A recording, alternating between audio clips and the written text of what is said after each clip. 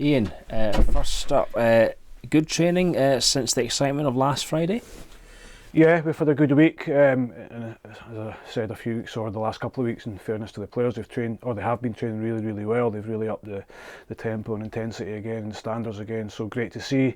They obviously enjoyed the win on Friday night and a nice weekend, but it's back to work pretty much Monday morning and focus on Ayr United. Yeah, and as we were just saying before we hit record there, a really exciting game Friday, like the emotions of it carried over into the weekend, but just reflecting back on it one more time, great credit to the subs that came on. A good sign that the game management across the whole squad is strong.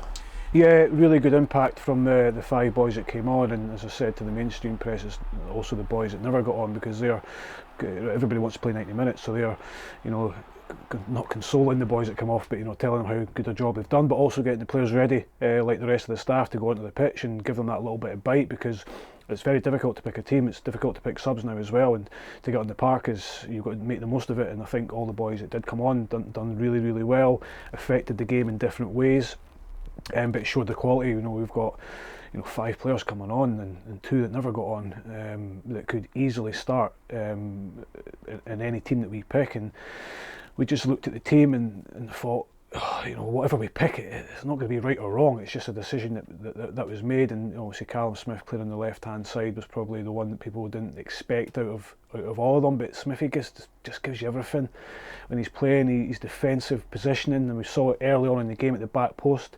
That was the reason Callum played. We know what he can bring to the team, and he's had a wee dip in form, but we stick by him and we believe in him like the rest of the boys. So great to see everybody. I think having a solid back four certainly helps, but when we have everybody fit, boys miss out. And that performance, it can be a great platform for the next game. Obviously, Ayr United away, we need to be wary of Scott Brown and his team. They're always a tricky task, and he'll have them right fired up for this game against us. Yeah, games against Ayr this season have been really entertaining, been really difficult. We obviously went down there and got a fantastic win after we'd lost our first league game. And then the game out there 4-4 was a bit of a freaky game for both sides. You score 4 goals against away from home, you expect to win the game. You score 4 goals at home, you expect to win the game. So bizarre game on that one, and a really entertaining game. We know it's going to be difficult. They've got good players. Anton Dowes is bagging the goals in now. He's looking fresher, he's looking fitter as well, he's looking stronger, he's looking like he's enjoying himself.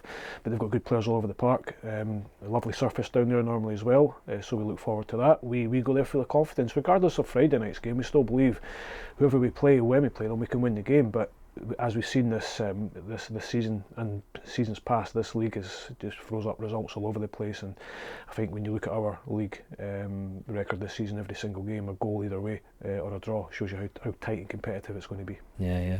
You mentioned having everyone fit in a previous answer. Obviously, Sean Byrne took a sore one against Dundee United.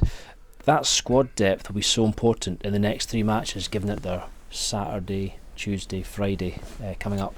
Yeah, it's going to be huge. We touched on that in our meeting on Monday morning about, I know it's disappointing for players that aren't starting games and boys that aren't getting on, and whatever I say is not really going to help them at that stage. But they're a very mature bunch, very mature squad we have, and they understand what we're trying to do, and we're pretty honest with it as well. It is going to change over the next week in particular, because we're playing Saturday, Tuesday, Friday, which I don't think is fair on us, because we're going to try and win a league, and we've been asked to play three games in 6 days. It's something we have raised with the league, and we've asked them to be a bit more mindful of the players and of where we are.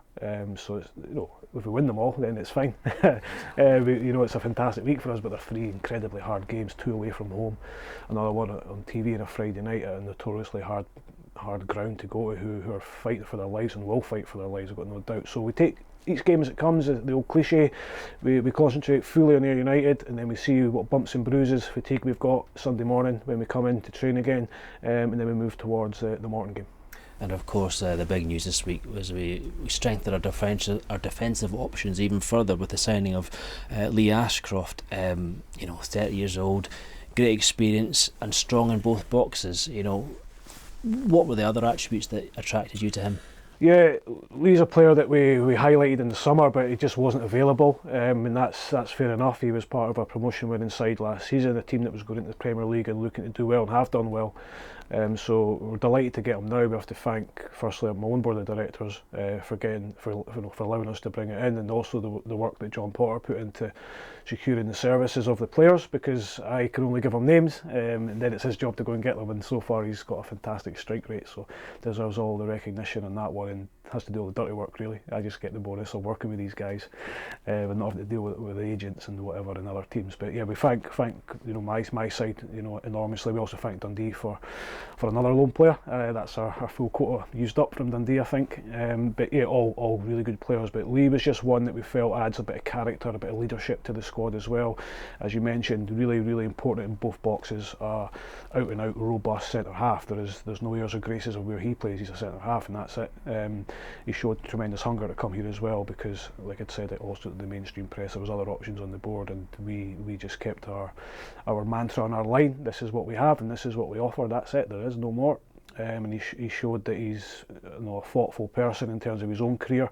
He's thinking short term at the moment to look into the summer. He has another year left at Dundee. And he wants to play games, so I'm really looking forward to working with him. He trained this morning, trained very well. He fits in with the squad. He knows a few of our boys already, so yeah, he's going to settle in really quickly. And just picking up on a couple of little things there in that last answer.